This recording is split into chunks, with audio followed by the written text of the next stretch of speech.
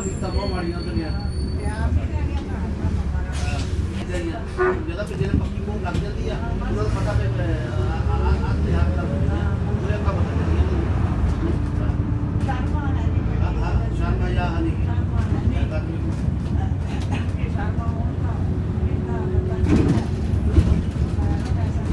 ਅੱਗੇ ਪੁਰਾਣੇ ਬੰਦੇ ਨੂੰ ਸ਼ਰਮਾ ਜਾਂ ਅੰਤ ਤੱਕ ਗੈਰ ਹੁੰਦੇ ਸੀ ਇਹਦੇ ਨੂੰ ਕਹਿੰਦੇ ਚਾਲ ਚੱਲਣ ਹੁੰਦਾ ਅਖਲਾਕ ਬੜਾ ਉੱਚਾ ਹੁੰਦਾ ਲੋਕੀ ਕੀ ਕਹਿਣਗੇ ਸਾਡੇ ਭਰਾ ਭੈਣਾਂ ਦੇ ਇੱਦਾਂ ਕੀ ਕਹਿਣਗੇ